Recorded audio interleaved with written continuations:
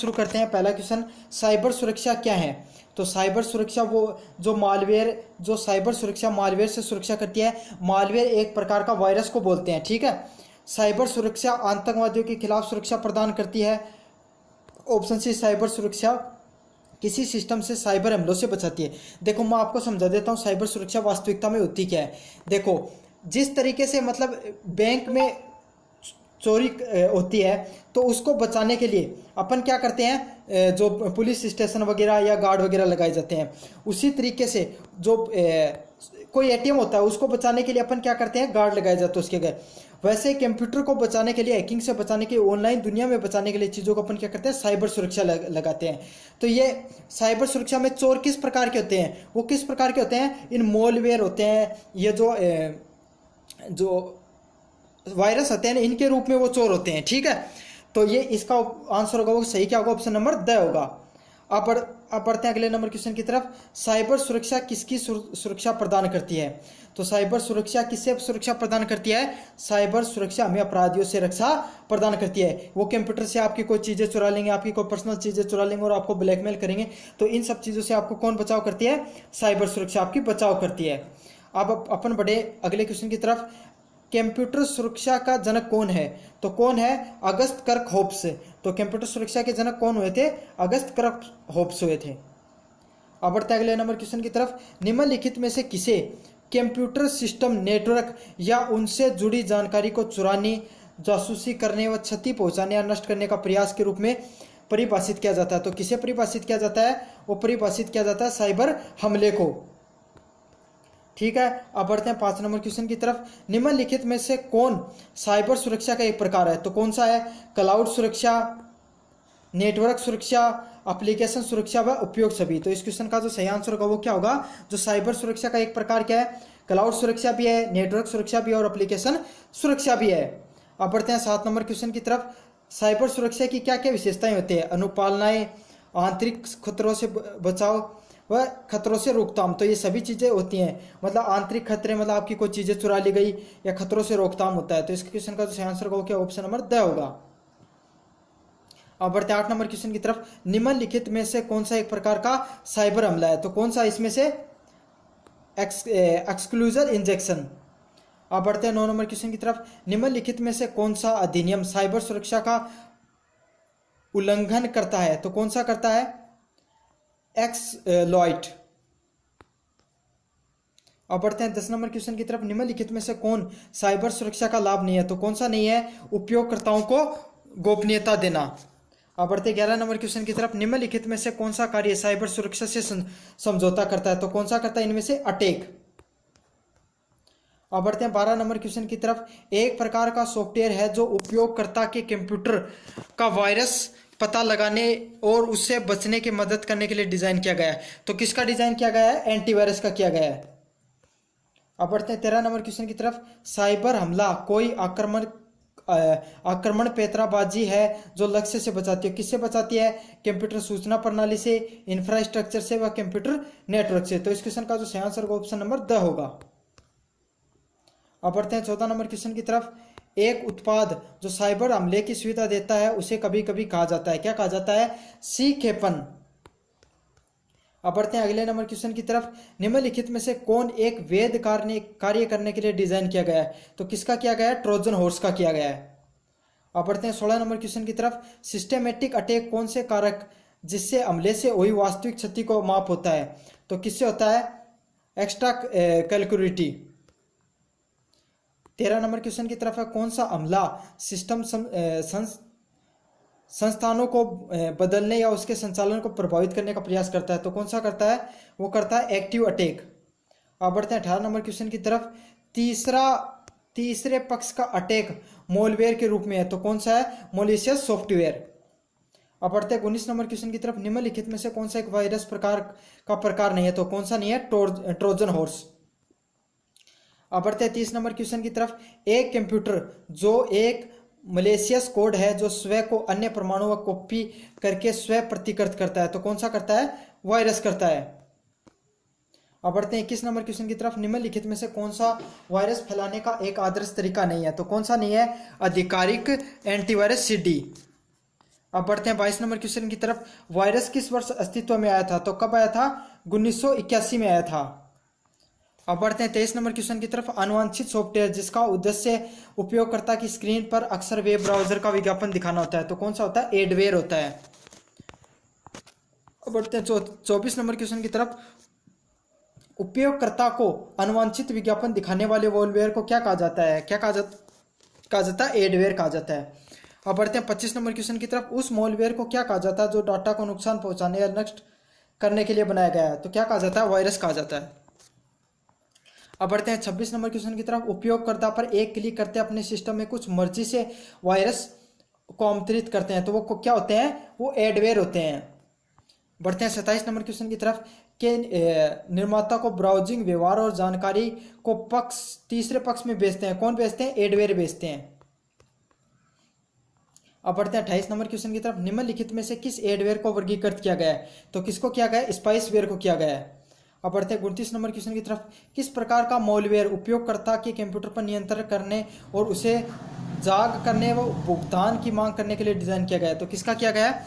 रैम्सवेयर का किया गया है। अब बढ़ते हैं 30 नंबर क्वेश्चन की तरफ। उपयोगकर्ता की ऑनलाइन गतिविधियों में जासूस करने के लिए किस प्रकार का मॉलवेयर का डिजाइन किया गया है? तो किसका किया गया है? स्पाइसवेयर का। अब बढ़ते हैं 21 नंबर क्वेश्चन की तरफ। इमोटेट क्या है? तो इमोटेट क्या है? एक बैंकिंग ट्रोजन हॉर्स है।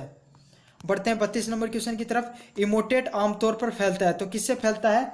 एक संक्रमित ईमेल के माध्यम से फैलता है। तो ये 32 क्वेश्चन महत्वपूर्ण प्रश्न, आप इनको देखकर चले जाना। धन्यवाद। क्वेश्चन था वो क्या था? सीपीयू की फुल फॉर्म क्या है?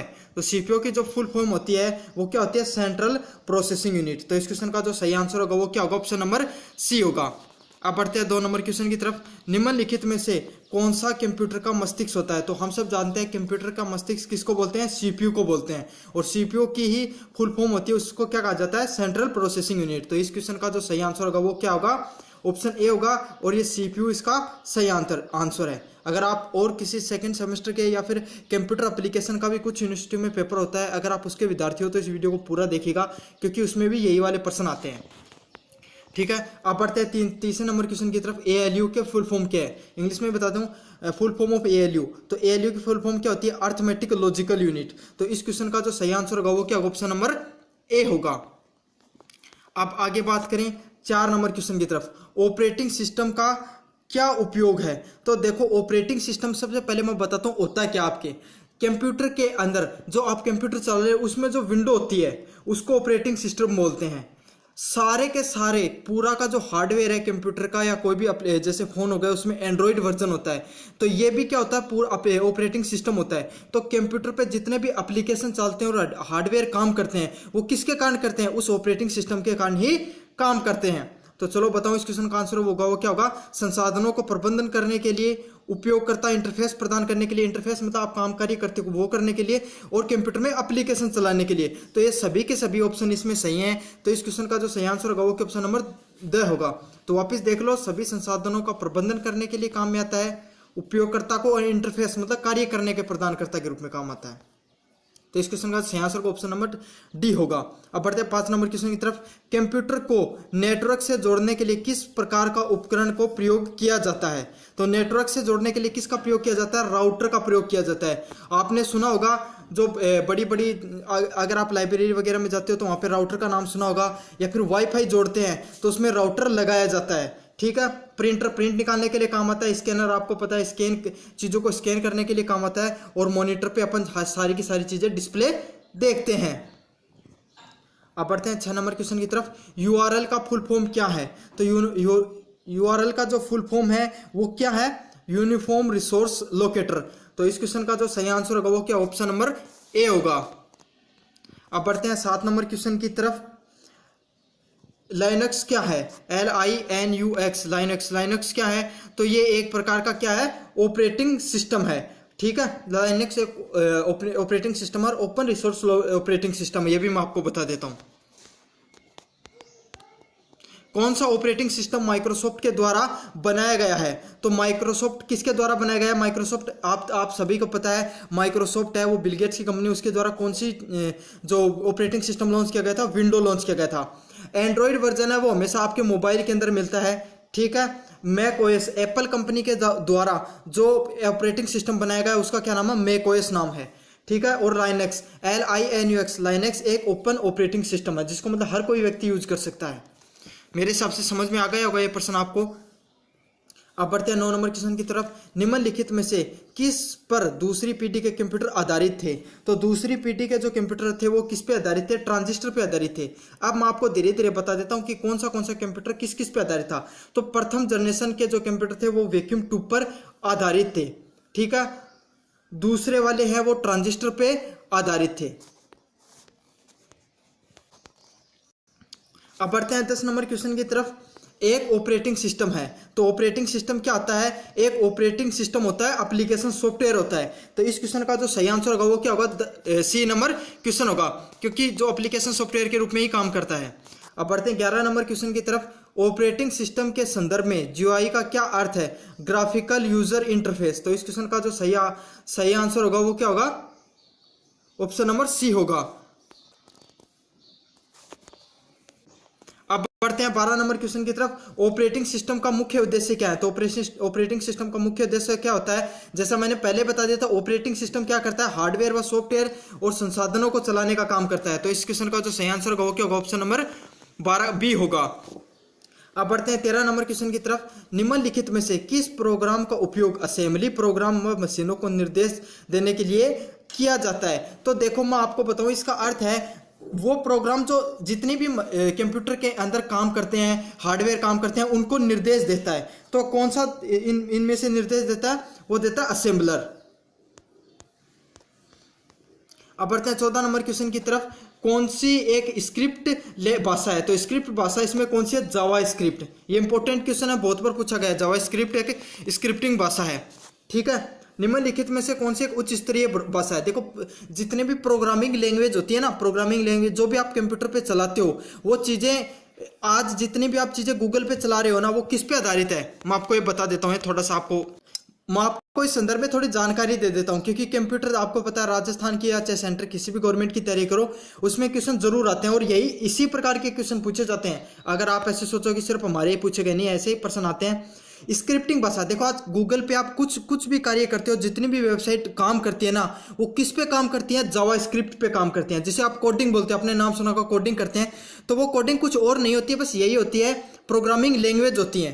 ठीक है। तो जावा स्क्रिप्ट आज के दिन जितनी वेबसाइट निर्मित आप देखते हो गूगल पर, आपने कोई वेबसाइट खोली, जैसे SSID खोलते हो, तो वो लगभग है उसका जो इंटरफेस है जावा स्क्रिप्ट में बना होता है। ठीक है। अब उच्च स्तरीय प्रोग्रामिंग लैंग्वेज कौन सी होती है? इसमें C++ होती है। ये भी एक प्रोग्रामिंग लैंग्वेज है। अब बढ़ते हैं 16 नंबर क्वेश्चन की तरफ। इंटरनेट पर वेबसाइट ब्राउज करने के लिए किस प्रोटोकॉल का प्रयोग किया जाता है? तो किसका किया जाता है? HTTP का किया जाता है। ये मैंने आपको बताया। अब दो चीजें मैंने कल आपको बताई थी, दो प्रोटोकॉल होते हैं, HTTP और HTTPS।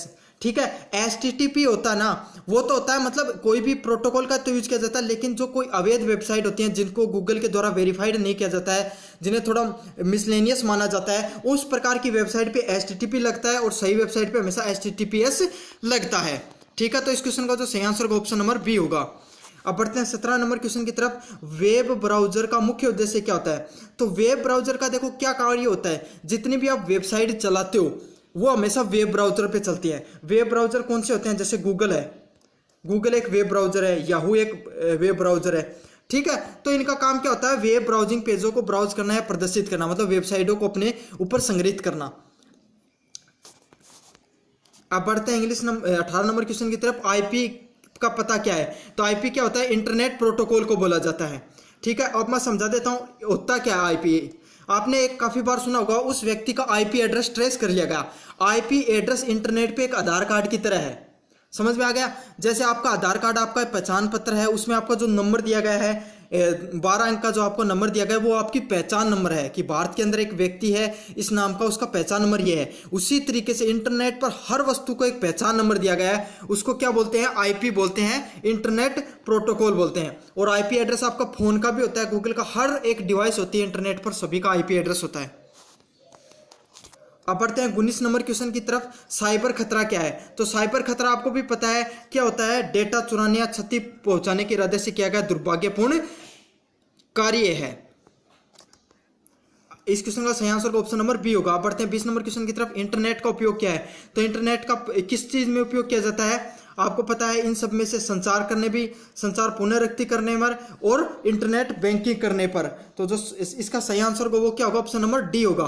तो देखो संचार करने में, जैसे आप किसी से व्यक्ति से बात करते हो, वीडियो कॉल पे बात की आपने या चैटिंग की, तो वो क्या होगा? संचार करने में। संचार की पुनरुक्ति करने में, मतलब बैकअप वगैरह लेते हो तो उसमें होता है, और इंटरनेट बैंकिंग में तो इंटरनेट का प्रयोग होता ही है।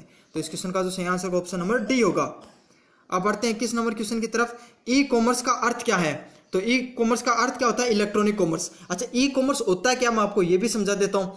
आप जैसे कोई अमेजोन, फ्लिपकार्ट, मीशो या कोई भी जो ऑनलाइन शॉपिंग कंपनी होती हैं, उसमें से आप कोई भी चीज़ खरीदते हो, जरूरी नहीं आपको, जितनी भी ऑनलाइन कोई भी चीज़ खरीदते हो उसे ई कॉमर्स कहा जाता है, ठीक है। और जो ये वेबसाइट है जिन्हें इन सब चीज़ों को चलाती हैं या अपने आप में रख के रखती हैं, जैसे मीशो, अमेजोन का एग्जांपल ले लो, तो अमेजोन क्या है? एक प्रकार का ई कॉमर्स प्लेटफॉर्म है, ठीक है। तो इस क्वेश्चन का answer number option number B होगा। अब बढ़ते हैं 22 नंबर क्वेश्चन की तरफ। इंटरनेट का जनक किसे कहा जाता है? तो हम सब जानते हैं टिम ली को कहा जाता है। अब बढ़ते हैं 23 नंबर क्वेश्चन की तरफ। सोशल मीडिया साइटों पर डीएम का क्या अर्थ होता है? वैसे तो आप सबको पता है डीएम का अर्थ होता है डायरेक्ट मैसेज। अब बढ़ते हैं 24 नंबर क्वेश्चन की तरफ। निम्नलिखित में से कौन सा एक लोकप्रिय नेटवर्किंग साइट है? तो सबसे लोकप्रिय नेटवर्किंग साइट कौन सी है इनमें से? वो है, देखो, फेसबुक है।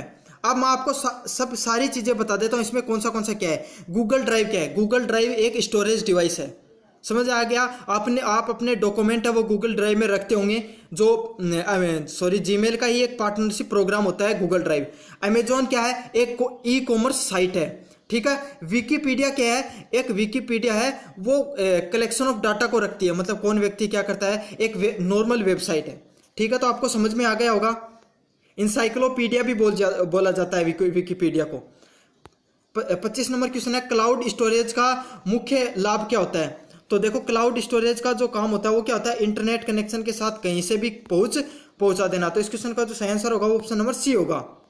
अब बढ़ते हैं 26 नंबर क्वेश्चन की तरफ। कॉपीराइट क्या है? तो कॉपीराइट क्या है? रचनात्मक कार्यों के लिए कानूनी सुरक्षा होना। तो आपने काफी बार किसी यूट्यूबर के नाम से सुना होगा कि हमारे पर कॉपीराइट स्ट्राइक आ गई या कॉपीराइट आ गया होगा, या फिर आपने कुछ भी ऐसे सुना होगा कॉपीराइट का।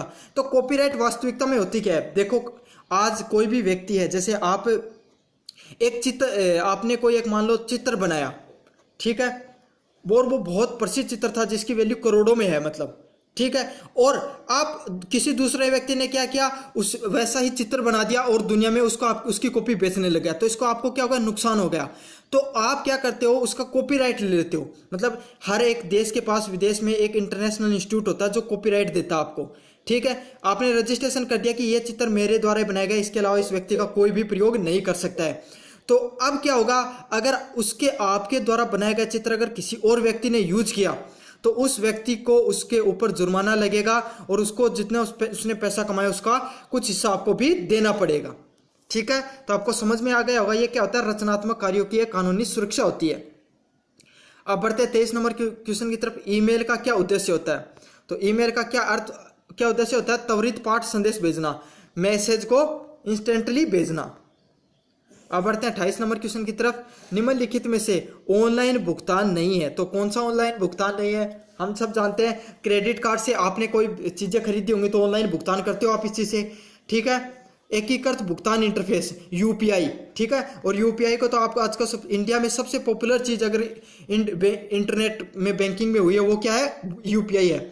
और पेपाल क्या है मैं आपको बता देता हूँ। जैसे अपने फोन पे है ना, वैसे ही इंटरनेशनल पे फोन पे हो गया, पेटीएम हो गया, और जितने भी ये पेमेंट के जो माध्यम है वैसे ही इंटरनेशनल पर पेपाल है। समझ में आ गया आपको? तो ये सभी के तीनों ACD क्या ऑनलाइन भुगतान के मोड है, लेकिन कैश ऑन डिलीवरी कोई भी ऑनलाइन भुगतान का मोड नहीं होता। तो इस क्वेश्चन का जो सही आंसर होगा क्या ऑप्शन नंबर बी होगा। अब बढ़ते हैं 29 नंबर क्वेश्चन की तरफ। निम्नलिखित में से कौन सा एक साइबर खतरा है? तो साइबर खतरा कौन सा इसमें से? मोलवेयर होगा, क्योंकि मोलवेयर आपको पता है एक प्रकार का वायरस होता है जो आपकी चीज़ें चुरा लेता है। बाकी सोशल मीडिया तो इंटरनेट के एक फायदा है, ट्रैफिक जाम कोई संदर्भ भी नहीं है, मौसम की भविष्यवाणी भी कोई साइबर खतरे से संबंधित नहीं है। अब बढ़ते हैं 30 नंबर क्वेश्चन की तरफ। निम्नलिखित में से कौन एक सुरक्षित वेबसाइट या पोर्टल है? तो कौन सी है? पोर्टल का संकेत क्या है? तो 30 का जो सही आंसर होगा वो क्या होगा? ऑप्शन नंबर ए होगा। तो मैंने देखो पहले बता दिया था, HTTPS अगर किसी भी वेबसाइट के ऊपर लगा होता है तो वो एक सही वेबसाइट है। आप गूगल करो ना, उस वक्त देखना, क्रोम में जाना और गूगल पे कोई भी वेबसाइट खोलना, उस पर ऐसे लिखा होगा, जैसे मैं आपको एग्जाम्पल देता हूँ, https.ssoid.com। देखना आप आज जाके कि क्या लिखा होता है, ठीक है। और कभी कभी आप कुछ वेबसाइट खोलोगे जिस पे गूगल खोलेगा नहीं, समझ में आ गया, एक आपका ब्लैक सा इंटरफेस आ जाएगा। ऐसे समझ में नहीं आता तो आप करना, अपनी SSO ID खोल के आप सभी कॉलेज के छात्रों और अपनी स्कॉलरशिप की ID खोलना। जैसे आप स्कॉलरशिप की ID खोलोगे आपका गूगल क्रोम बंद हो जाएगा, खुलेगा नहीं, और उसमें कुछ रेड सा इंटरफेस आ जाएगा। तो उस वहां पे देखना, आपको वहां पे HTTP लिखा होगा। समझ में आ गया? तो इस क्वेश्चन का जो सही आंसर होगा क्या? ऑप्शन नंबर ए होगा। अब बढ़ते हैं 31 नंबर क्वेश्चन की तरफ। निम्नलिखित में से कौन सा सुरक्षित ब्राउजिंग करने का एक आदत है? तो इसमें सुरक्षित ब्राउजिंग करने का आदत कौन सा है? ईमेल के माध्यम से पासवर्ड साझा करना, ये तो नहीं हो सकता है बिल्कुल भी, ठीक है। बिना VPN व सार्वजनिक वाईफाई का प्रयोग करना, बिल्कुल मत करना, ये तो जीवन में कभी भी। वेबसाइट पे URL में HTTP की जांच करना, ये बिल्कुल सही है ना। एंटीवायरस सॉफ्टवेयर को सक्षम बनाना। तो इस सुरक्षित ब्राउजिंग किससे संबंधित है? ऑप्शन नंबर सी से संबंधित है। अब बढ़ते हैं 32 नंबर क्वेश्चन की तरफ। कंप्यूटर प्रणाली या नेटवर्क की गैर अधिकृत पहुंच को क्या कहा जाता है जिसे नीतिगत उपयोग में किया जाता है? मतलब नीतिगत का क्या अर्थ होता है? अवैध रूप से उपयोग किया जाता है। तो ये कौन सा होता है? ये होता है हैकिंग होती है। तो इस क्वेश्चन का जो सही आंसर होगा ऑप्शन नंबर ए होगा। अब बढ़ते हैं 33 नंबर क्वेश्चन की तरफ। IT नैतिकता मुख्य रूप से किससे संबंधित है? तो किससे संबंधित है? IT प्रौद्योगिकी किससे संबंधित? प्रौद्योगिकी और नैतिकता की जिम्मेदारी से संबंधित है। आप बढ़ते हैं 34 नंबर क्वेश्चन की तरफ। FOOS क्या है? फ्री ओपन सोर्स सॉफ्टवेयर क्या होते हैं? तो प्राप्ति की उच्च लागत के सॉफ्टवेयर होते हैं या फिर क्या होते हैं ये? तो इस क्वेश्चन का जो सही आंसर होगा वो क्या होगा? वाणिज्य उपयोग के लिए विशेष अधिकार, exclusive right for the commercial use. कोई भी चीज को आप वाणिज्य रूप से यूज कर सकते हो। अब बढ़ते हैं 35 नंबर क्वेश्चन की तरफ। साइबर सुरक्षा क्या है? तो साइबर सुरक्षा क्या होती है? साइबर सुरक्षा मोलवेयर से सुरक्षा करती है। तो साइबर सुरक्षा क्या होती है? आपकी किससे? वायरस से सुरक्षा करती है, तो बिल्कुल करती है।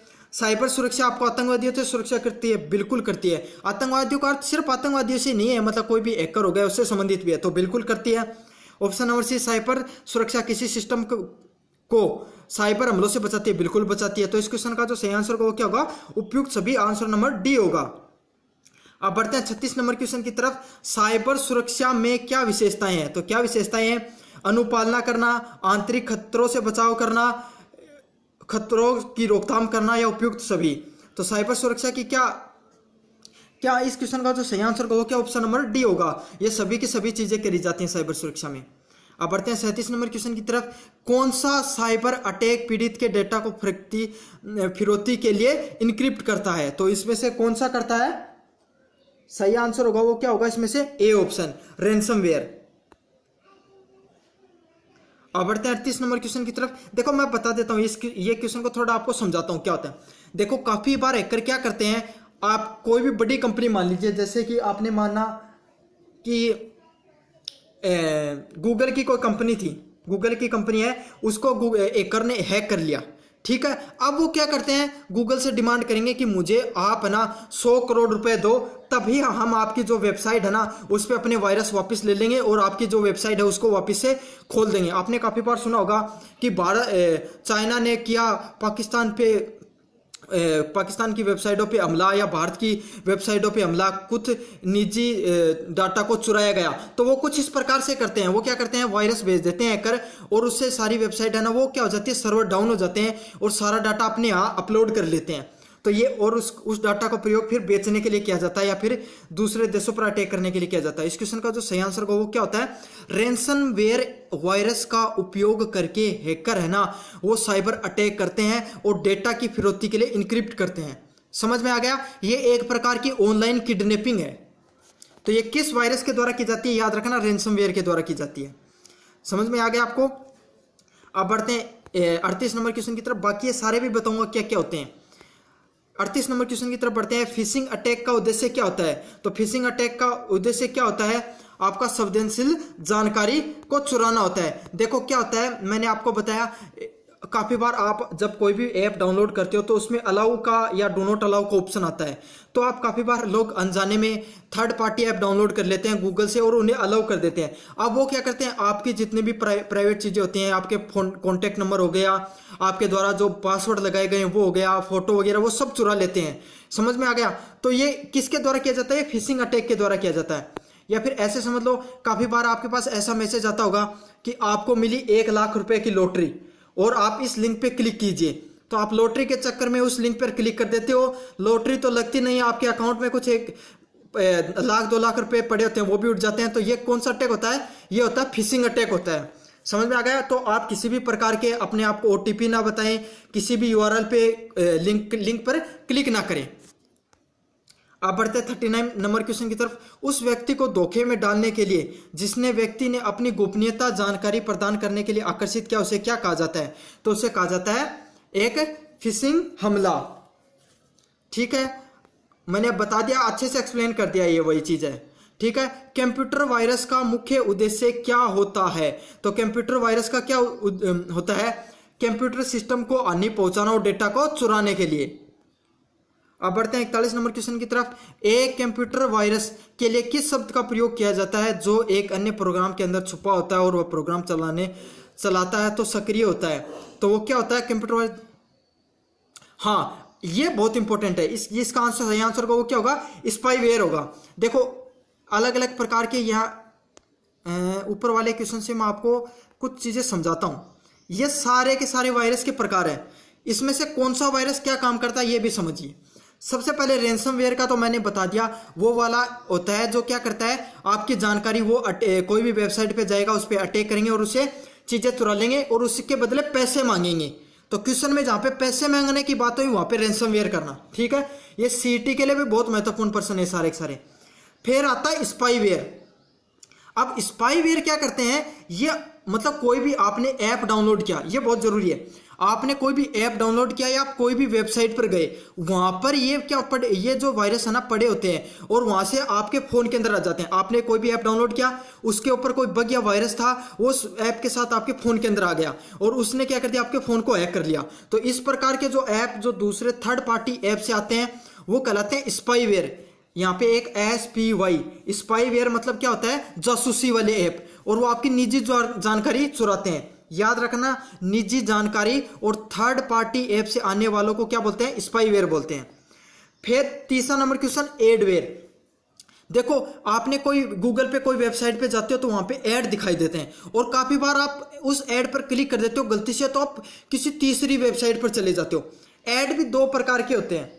एक ऐड होते हैं जो गूगल के द्वारा चले जाते हैं, जैसे आपने कोई भी सरकारी रिजल्ट.com खोली तो उसमें जो ऐड दिखाया गया है वो गूगल के द्वारा लगाया गया है और वो एकदम ऑथेंटिक ऐड है।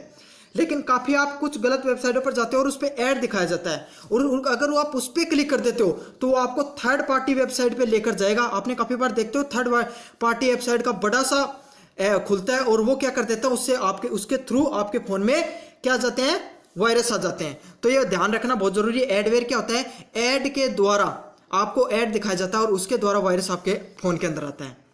समझ में आ गया? मोलवेयर। मोलवेयर एक ऐसा वायरस होता है जो आपके फोन के अंदर आपने कोई फाइल वगैरह शेयर करी उसके थ्रू अंदर आता है और ये आपको फोन को क्या कर देता है, पूर्ण रूप से गर्म हैंग कर देता है। आप कभी देखा होगा आपका फोन अप्रत्याशित रूप से मतलब बहुत ज्यादा गर्म हो रहा है, अचानक से चलते चलते स्विच ऑफ हो रहा है। समझ में आ गया? अगर स्टोरेज की प्रॉब्लम के अलावा अगर स्टोरेज भी सही है और फिर भी अगर आपका फोन चलते चलते स्विच ऑफ हो गया, बहुत ज्यादा गर्म हो गया और लैग करने लग गया, तो इसका मतलब आपके फोन के अंदर क्या आ गया है, मोलवेयर आ गया है।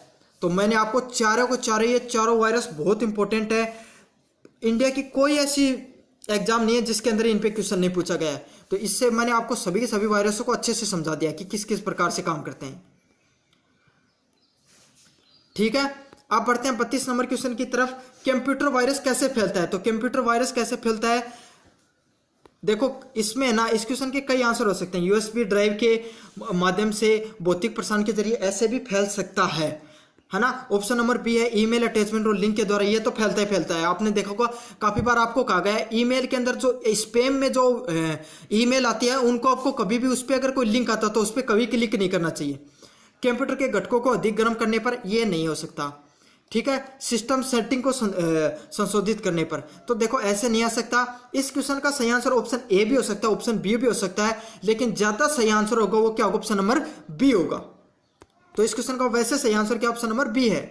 अब बढ़ते हैं 23 नंबर क्वेश्चन की तरफ। किस प्रकार के पासवर्ड हमले में उपयोगकर्ता को धोखे में डालने के लिए धोखाधड़ी ईमेल या संदेश भेजा जाता है ताकि वो पासवर्ड प्रकट करें।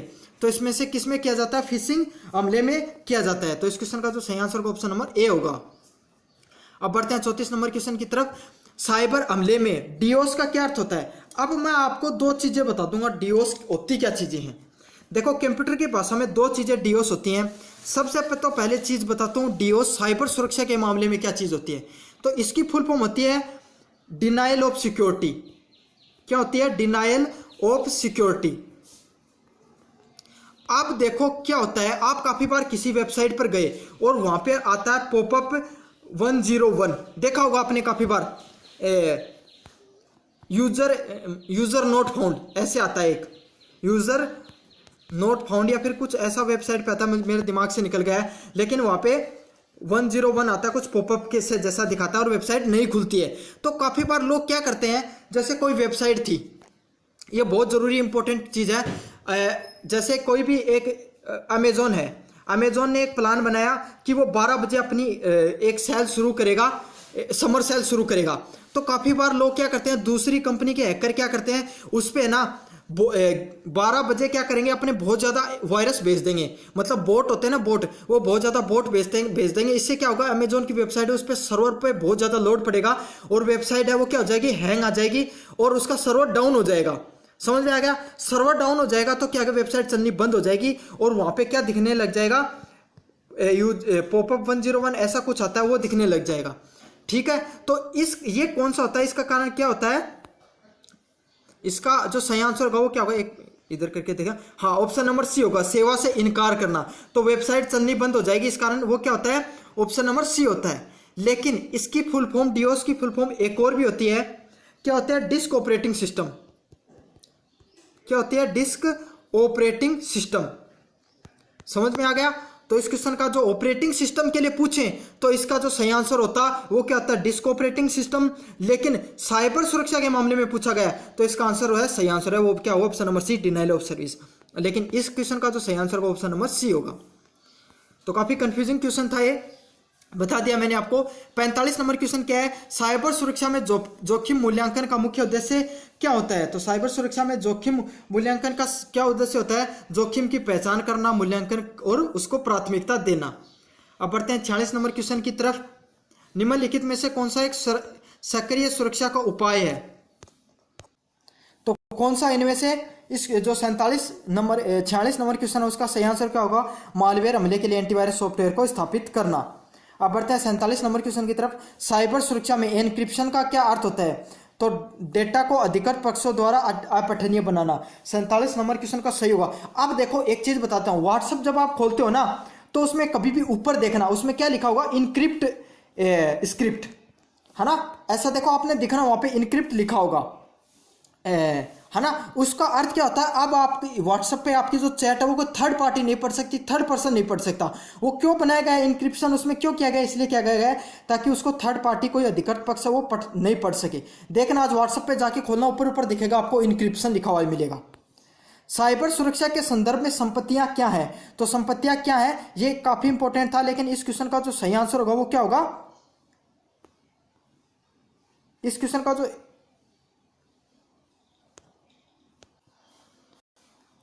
तो देखो डाटा तो आपको पता है, देखो एसेट होता ही होता है, सॉफ्टवेयर भी होता है, ये दोनों के ऑप्शन में चेंज है, इन दोनों के ऑप्शंस में। तो मेरे हिसाब से तो इसका जो सही आंसर है वो क्या आना चाहिए, सी ऑप्शन आना चाहिए, केवल सॉफ्टवेयर नहीं, ये तो सही होता है, ऑप्शन नंबर डी आना चाहिए मेरे हिसाब से इस क्वेश्चन का। और बाकी आंसर क्या आएगी तब देखेंगे। 49 क्वेश्चन है, साइबर सुरक्षा में संपत्ति के कौन से प्रकार नहीं है। तो कौन सा नहीं है इसमें से, वो नहीं है सॉफ्टवेयर। अब बढ़ते हैं 50 नंबर क्वेश्चन की तरफ, आइडेंटिटी चोरी का मुख्य उद्देश्य क्या होता है? तो आइडेंटिटी चोरी का मुख्य उद्देश्य क्या होता है? खातों में अधिकृत पहुंच को प्राप्त करना। तो इस क्वेश्चन का जो सही आंसर होगा वो क्या होगा? ऑप्शन नंबर बी का। देखो वीडियो बशर्ते लंबी है, लेकिन मैंने इसमें आंसर की मैं आपको हर चीज बताई है, ना सिर्फ आंसर बताए हैं बल्कि समझाया भी है कि इस क्वेश्चन को ऐसे भी पूछा जा सकता है। आंसर बताने का कोई सिर्फ उद्देश्य नहीं होता है, हर चीज आपको समझ में आनी जरूरी होती है। धन्यवाद।